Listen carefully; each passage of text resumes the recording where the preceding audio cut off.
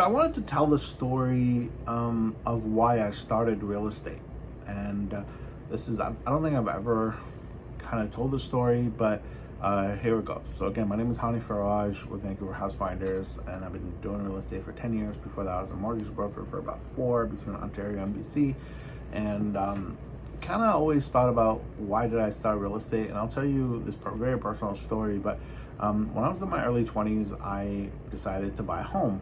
I'm from Windsor, Ontario, so houses there weren't that expensive. Didn't have a ton of money, but I decided, hey, I'm going to buy a house. But still, at that point, the house was $150,000, which is more money than I've ever spent on a house, even though I didn't really pay the house cash or whatever. It was a lot of money. And I had saved up all this money, more money than I've ever saved my whole life, and put it towards a down payment.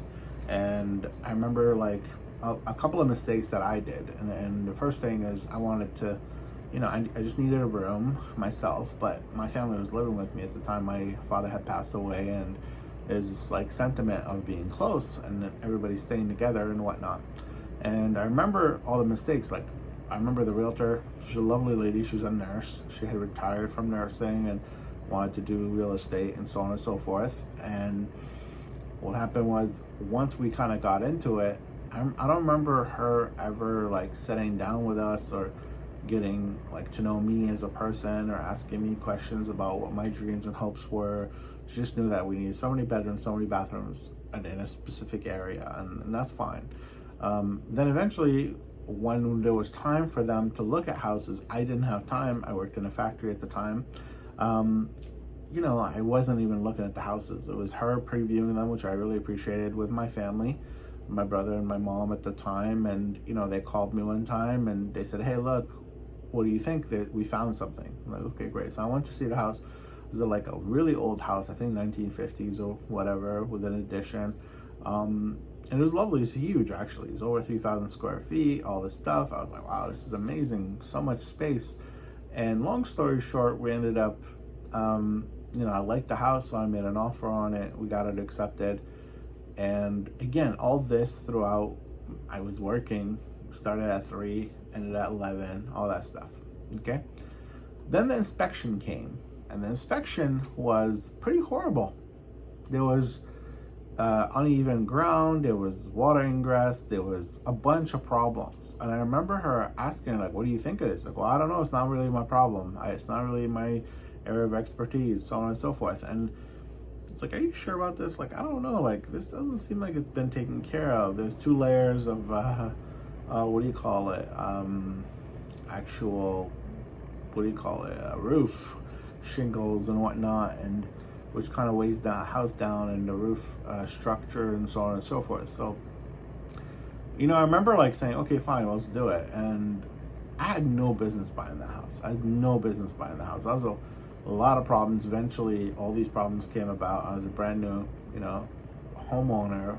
I'm not a very handy person either, let's be honest. I'm not like shy about that, or, that's what it is. I'm not a very handy person. So I remember as soon as I, bought the house, I used to stay in the basement so my family could live upstairs.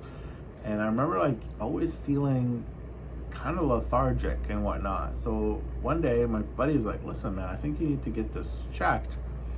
So I went and got it checked. Sure enough, there was a gas leak in the basement. I could have died, essentially. You know what I mean? It was a big problem. And, the point of all this, and eventually is water ingress. There's a lot of problems. I don't want to get into this with you, but all this wasn't brand new. It was all discovered in the inspection.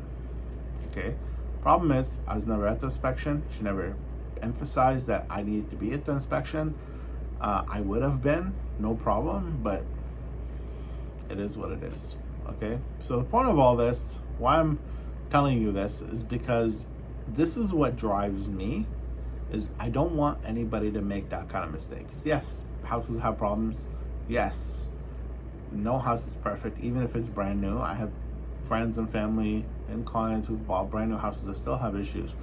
But what happens is we kind of let them know that this is what you're walking into, and kind of explain the magnitude and the, of the what they're walking into. And then that's really what it is No one ever said that to me. I remember, like, she didn't say, hey, look, I don't think this is the right house for you. You're probably gonna have to spend $5, $10, $20,000, all this stuff. Okay, so that was my 2 cents. And this is kind of why I do what I do. This is why I love real estate. This is why I'm very interested in real estate, and it kind of drives me. Okay, because of this. I don't want anybody else to go through what I went through. Okay. Eventually, as I became a realtor, I realized something. Again, early on in my career, I met a lady named Sharon. She was elderly, and her husband had built the house that she was living in. It was 30 years prior. It was a lovely house, like 3 or 4 story, actually, in East Van and Mount Pleasant. Really lovely area, really cute.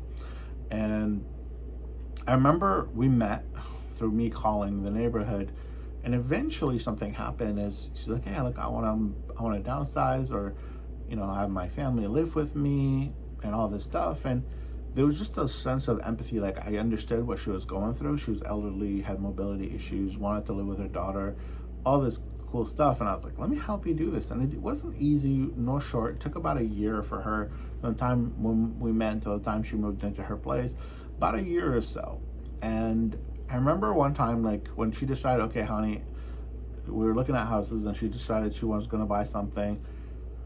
And she decided she wants to sell. She's like, look, I had your stager come by, and there's a lot of stuff that I need to do, but I can't. I don't have mobility. Like, I don't know what to do. And if this is the case, I'm just going to have to stay here. And her house had a lot of issues. Roof was leaking, siding problems, structural problems, all this stuff. So I was like, okay. So I had a choice. Either I was going to do those things, I was going to take care of those things, or she was going to just stay there until the house collapsed on her. And to be honest with you, I decided, and it wasn't an easy decision, that I was going to front load this, and I was going to take care of it. Now, I went and hired some stagers, what we call decluttering experts first, and then they came in, they helped her pack every single piece of things. She was very artsy, very crafty, and we packed all her books. We did so much stuff. Eventually, we helped her allocate a location for storage, and we even paid for that move from there to the storage area. Then I hired a stager, then we hired a cleaner, then we did all kinds of stuff. We brought furniture in, everything we did. Honestly, it was the best experience that I had helping someone, and one of the best, I would say, not the best, but one of the best experiences that I helped someone.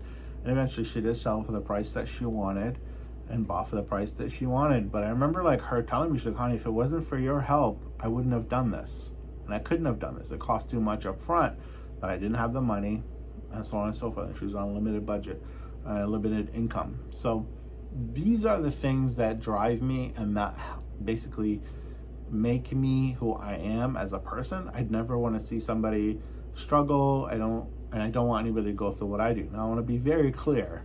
I still get paid for what I do, but I'm talking about here inside my heart, in my spirit, I really care about what I do. And this is not some bullshit or some gimmick or whatever. Anybody who interact with me, and sometimes I'll even nudge people, like, look, you're being stupid. Like, you're arguing over 5,000. Meanwhile, that 5,000 over a 30-year period is literally $1 a day. It's $1 a day you're arguing about. Just cut out coffee, cut out a wine, cut out something, and there goes your $1 a day. Meanwhile, your house will go up by hundreds of thousands of dollars in the next 5 years. You know what I mean? So that's basically who I am. Am I perfect? No. Does stuff happen where it falls through the cracks? Absolutely. But the spirit of what I do is really to help people to avoid problems, or for me to make their transactions hassle-free. Okay? I wanted to share that why I do what I do in my own voice. And I just want to be a part of your journey. And I'm not the right person for everybody, nor are they the right person for me.